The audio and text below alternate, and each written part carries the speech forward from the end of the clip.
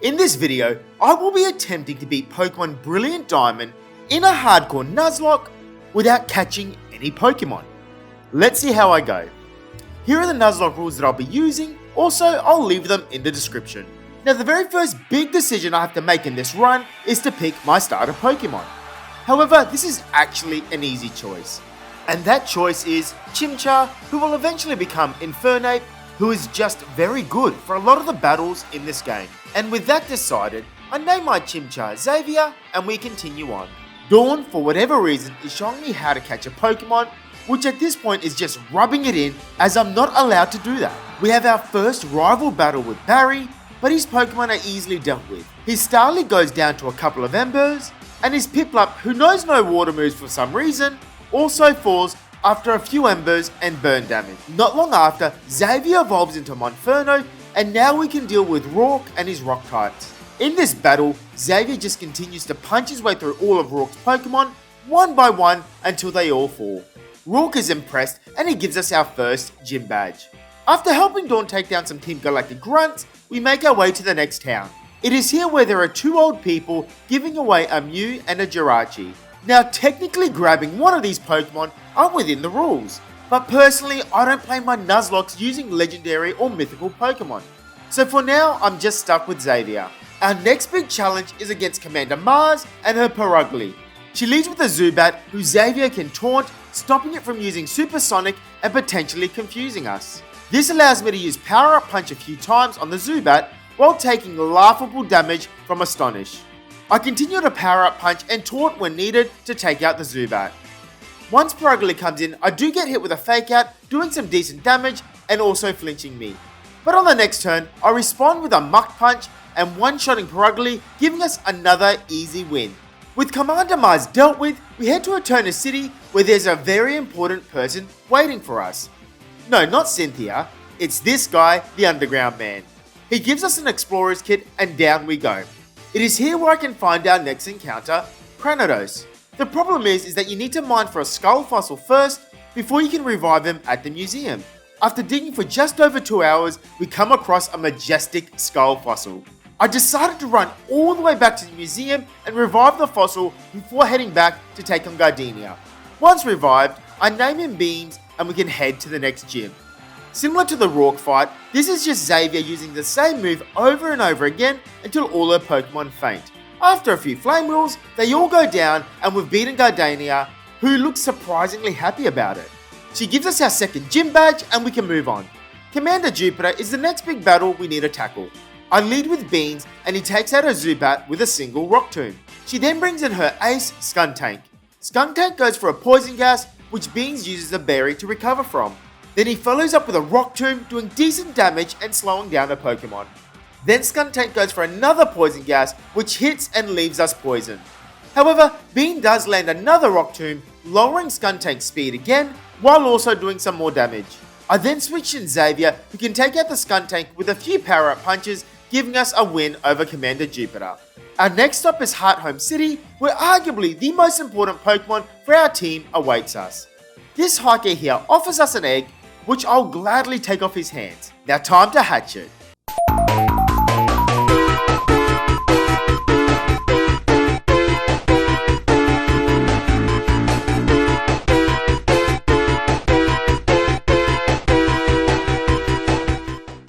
After riding the bike for over 10,000 steps, the egg finally hatches and gives us a beautiful Happiny. I name her Kit Kat and I put her in the party. Next is another rival battle with Barry. Xavier takes out his Starly with a Flame Wheel. Prinplup comes in, so I hit it with a Power Up Punch, which raises my attack, but not doing as much damage as I'd hoped. For some reason, it goes for a Stealth Rocks, which is actually perfect. Then I go for one more Power Up Punch, and it leaves him in the yellow. Prinplup then does massive damage with a Bubble Beam, leaving me on 5 HP. However, I take it out on the next turn with another Power Up Punch. Ponyta comes in, and a Muck Punch easily deals with it. Last is his Roserade, and a Flame Wheel is too much for it, and it also faints, finishing off a scary fight. We then find ourselves an Oval Stone, which allows Kit Kat to evolve into a Chansey, which is amazing. We now have a gym battle with Maylene, the fighting type gym leader. And this is how it went. Xavier goes for a Power Up Punch on Metatite, which raises his attack while doing minimal damage. Meditite responds with the light screen, reducing special moves. Xavier then goes for another power-up punch, further raising his attack stat and leaving Meditite in the kill range. Meditite then goes for a bulk up, which is perfect for me, as on the next turn, one more power-up punch takes it out. Maylin then sends in Machoke, who can take a power-up punch well. Machoke then goes for a bulldoze, doing big damage, but more importantly, lowering my speed. Maylin does use a hyper potion of Machoke, but eventually he falls to a couple more muck punches from Xavier. Last is Erase Lucario. Thankfully, Lucario is weak to fighting, and a single muck punch destroys him, giving us the win. Maylin then admits defeat and rewards us with our third gym badge. After the fight, Kit Kat evolves into a Blissey, which is actually perfect for us. Next on the list is Crash Awake and his water-type Pokemon. He leads with a Gyarados, who hits Kit Kat hard with a crunch. Kit Kat responds with a Thunderbolt, which is quite effective and takes it out. Next, Wake brings in Quagsire, who gets destroyed with a quite effective Grass Knot from Kit Kat. Last is his Floatzel, who brings Kit Kat in the red with an Ice Fang, but Kit Kat responds with a Thunderbolt, which takes it out comfortably, defeating Wake and giving us our fourth gym badge. Barry then decides that his Pokemon need to be punished, so he asks me for a Pokemon battle. And for whatever reason, he still has a Starly at level 26. Does he not know that this thing evolves at level 14? Anyway, I lead with Beans and a Rock Tomb crushes his little bird. Barry then brings in Prinplup, so I switch in Kit Kat, who gets tickled by a Bubble Beam on the way in. Prinplup then is helpless as Kit Kat takes it out with a couple of back-to-back Thunderbolts. Next is Roselia, so I switch in Xavier, who gets Leech Seeded. On the next turn, I use a Flamethrower, which absolutely destroys it. Last is his Ponyta, and Beans is able to take it out with a Rock Tomb. We then meet up with Cynthia, who gives us a secret medicine, and she asks us to take it to the Psyducks. Then once we do it, she then rocks up and asks us for another favour.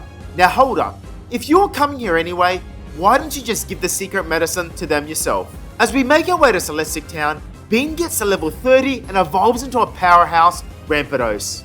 And then once at Celestic Town, we are thrown right into the drama and come across this psychopath. Really? You want to blow up the town with a galactic bomb? To make things even more hilarious, this guy is using a butterfly and a frog as the muscle of his operation. Needless to say, it didn't end well for him. From here, I decide to do some more preparations for the next gym, which leads to Xavier evolving into an Infernape. With all the story plot stuff done and the team fully prepared, we can now head to Hearthome City and take on the next gym leader, Fantina. She leads with Drifblim, who hits Beans with decent damage with a Hex. Beans then goes for a Rock Polish, doubling his speed, allowing him to outspeed all of her Pokemon. I then follow up with a Rock Tomb, destroying Drifblim in a single hit. Gengar comes out, and I misclicked as I was supposed to go for Assurance, but instead I went for another Rock Tomb. Thankfully, I wasn't punished as a Dazzling Gleam didn't crit me, allowing me to finish him off on the next turn. Last is Mismagius, who I can outspeed and take it out with a single Assurance from Beans. Fantina seems to be ecstatic about losing to us and gives us our 5th gym badge. Next on the agenda is another battle with Barry, who I must say that I'm pleased he has finally evolved his Starly. Staravia goes for Endeavour, getting us to the same HP, and Beans goes for a Swords Dance to double his attack after the Intimidate drop. Staravia then follow-ups with a Pluck, doing minimal damage, and Beans is preparing for a Slaughter with another Swords Dance.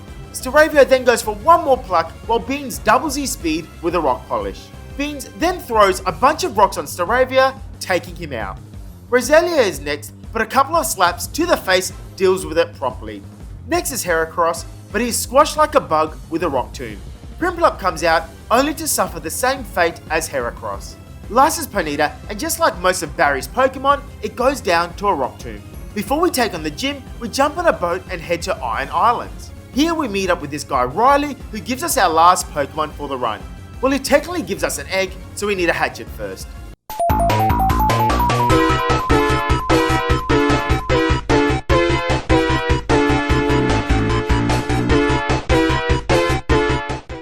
And now we have our last Pokemon for the run, Riolu.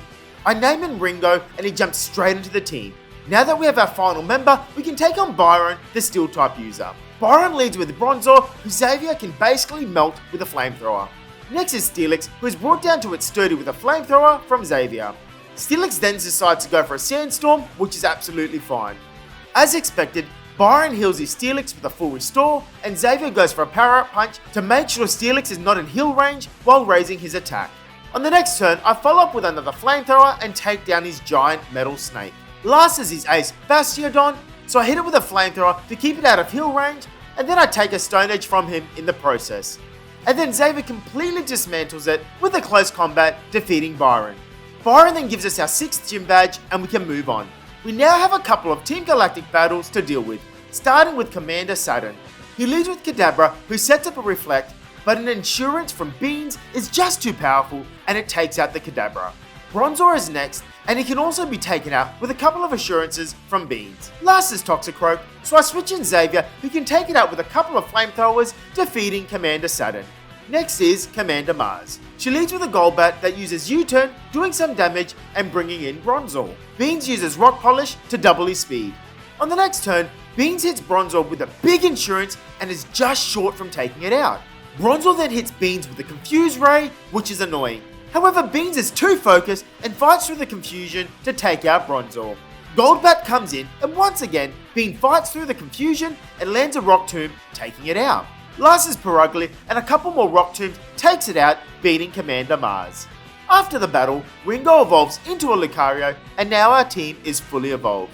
With that now concluded, we can head straight to the next gym battle and take on Candace. Candace leads with Snova, who Xavier can take out with a power-up punch. Next is Sneasel, and even a Chople Berry is not enough to stop it from falling to a power-up punch. Medicham, who by the way is not an ice type, gets taken out by a critical flamethrower from Xavier. Last is a Bomber Snow, and this thing has no hope as it's quad weak to a flamethrower. Candace is defeated, and we get our 7th gym badge. So I go to check in on Barry, and did I just walk into something I shouldn't have? Well, this is awkward. Anyway, now we need to deal with Team Galactic's leader Cyrus for the first time. He leads with Murkrow, and Kit Kat can take it out with a single Thunderbolt. Next is Golbat, and this thing is also dealt with after a couple of Thunderbolts from Kit Kat. Last is his Sneasel, so I switch in Xavier and he takes it out with a close combat, giving us our first win over Cyrus. We then continue on to free the Spirit Pokemon from their chambers, but need to take on Commander Saturn first. He leads with Kadabra, and for some reason it goes for a Rain Dance. Ringo sets up with a Nasty Plot, doubling his special attack.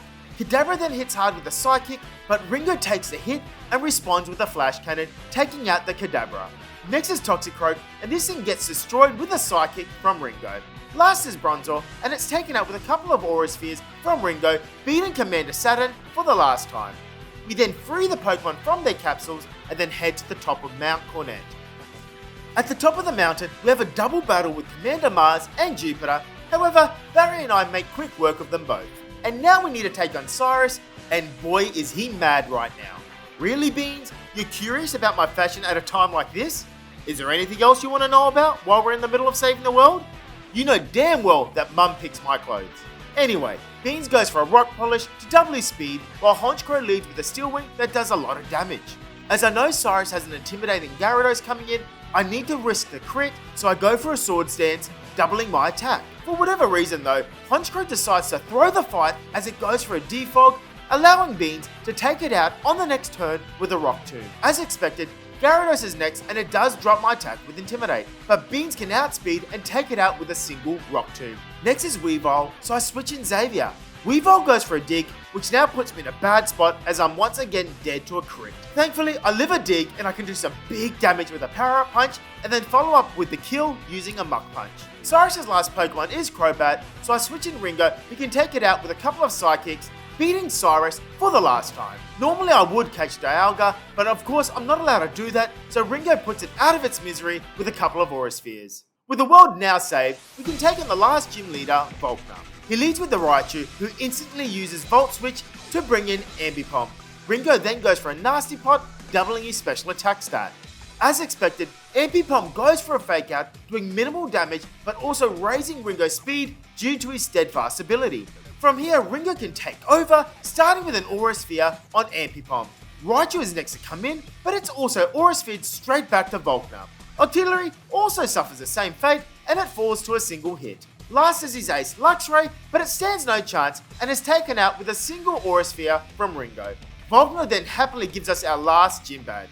We breeze past Victory Road and we make our way to the Elite Four. But before we can begin, Barry's Pokemon need to be beaten up one last time. Barry leads with a Staraptor and Xavier goes for a Power-Up Punch, both getting his attack back up and also breaking Staraptor's sash.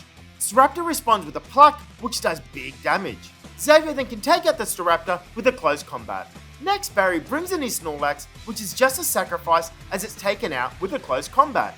Then Barry decides to bring in another sacrifice as Apollyon also goes down to a close combat.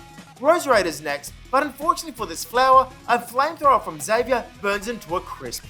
Last is Barry's Rapidash, so I switch in Beans who can take it out with a Rock Tomb, beating Barry for the last time. We can now take on the Elite Four. First up is Aaron, the Bug-type user. Aaron leads with a Dustox and Xavier is able to exterminate it with a Flamethrower. Heracross is next, but this bug also gets flamethrowered to its demise. Now Beautifly comes in, so I decide to hit it with a Power-Up Punch to raise my attack before using a Flamethrower to take it out. Next is Vespiquen, who does survive a Flamethrower from Xavier and then also gets some recovery from its Citrus Berry. However, Xavier follows up with another Flamethrower, getting the KO. Last is his Drapion, and I know that I can survive an Earthquake from this thing. However, it misses because of love, and Xavier takes it out with a close combat, defeating Aaron. Next is Bertha and her ground types. She leads with Quagsire, and I have Kit Kat out. Kit Kat sets up with Stealth Rocks to deal with that sturdy golem later on. Quagsire then goes for a Toxic, which misses, although I was holding a berry anyway. Kit Kat then follows up with a Grass Knot, taking out Bertha's first Pokemon. Sudowoodo is next, so I switch in Ringo to take a quad-resisted Head Smash. Ringo then uses Nasty Pot to double his special attack while taking a big low kick from Sudowoodo. From here, an Aura Sphere is enough to take it out. Next is Golem, and because of the Stealth Rocks, it loses its Sturdy and it falls to an Aura Sphere. The next victim is Wishcash, who can do nothing but faint to an Aura Sphere. Last is Erase, Hippowdon, and even this thick girl doesn't stand a chance, and it falls to a single hit, beating Bertha. Now we have Flint, the bootleg Ronald McDonald, to deal with. He leads with a Rapidash, who misses an Iron Tail, which doesn't really matter as even a crit wouldn't have killed. Kit Kat only has one job, and that's to set up Stealth Rocks for a Sash and Fernape at the back. I switch in Xavier, who takes a critical hit Iron Tail on the way in. Rapidash then hits us with a Poison Jab, and it lands the poison. Regardless, a close combat from Xavier takes out Rapidash. Lopunny comes in, so I bring in Ringo, who can survive a non-crit high jump kick, but Lopunny misses and crashes. On the next turn, Lopunny does land, and it takes just over half of Ringo's health. Ringo then follows up with an Aura Sphere and puts an end to Lopunny. Steelix is next, and it also falls to an Aura Sphere from Ringo. Drifloon has no attacking moves, so I switch in Beans, who does get hit with a Will-O-Wisp. Beans then sets up with a Sword Stance and a Rock Polish, doubling both his speed and attack, while Drifloon uses Minimize. Beans then goes for a Rock Tomb, which misses, and Drifloon uses Baton Pass to bring in Infernape. At this point, I have no further use for Beans, so I stay in and I go for a Rock Tomb, but it lands and it takes out the Infernape. Drifloon then comes back in, and Beans tosses a few rocks on it to take it out, beating Flint. Next is Lucian, the Psychic type user. He leads with Mr. Mime, and I have Kit Kat out. Mr. Mime literally can't touch Kit Kat, especially with leftover recovery. This allows Kit Kat to get to +6 with Calm Mind. Kit Kat then takes out the Mr. Mime with a couple of Shadow Balls as Light Screen is still up. Next is Medichan, who has a speed lowering nature, allowing me to outspeed and take it out with the Shadow Ball. Alakazam does come in and it goes for a Future Sight, which is absolutely fine by me. Kit Kat responds with a Shadow Ball, absolutely destroying him. Girafarig is next, and it annoyingly sets up a Light Screen. However, a couple of Thunderbolts still take it out. Last is Bronzong, and because of the Light Screen, it does take 2 Shadow Balls to get the KO, defeating Lucian. Last but not least, we have the champion Cynthia. She leads with Spiritomb, who automatically will go for Sucker Punch due to Kit Kat's insane special defense stat. This allows Kit Kat to safely get to +6 with Calm Mind. Once at +6, I go for Substitute just in case I do get hit with a critical hit. I then take out the Spiritomb with a couple of Thunderbolts. The Lucario does come out next, but it can't break the sub with an Aura Sphere. This allows Kit Kat to go for a Thunderbolt and take it out. Gastrodon does survive an Ice Beam from Kit Kat, and it's easily able to break the sub with an Earthquake. Kit Kat then uses a second Ice Beam and finishes off Gastrodon. Roserade is next, and it does hit with a Sludge Bomb, while Kit Kat sets up with another Substitute. Then Kit Kat uses Ice Beam and it completely destroys Roserade. Melodic then comes in and lands a critical hit Scald on the substitute, but even that's not enough to break the sub, allowing Kit Kat to take it out with a Thunderbolt. Hurray's Garchomp comes in and it doesn't even attack the sub and it goes for a Sword Stance. This means Kit Kat can use a quad effective +6 Ice Beam, and even with a Yachi Berry, it still gets the kill on Garchomp, defeating Cynthia. Well, there you have it. I just beat Pokemon Brilliant Diamond without catching any Pokemon using hardcore Nuzlocke rules. Thank you for watching, and I'll see you next time.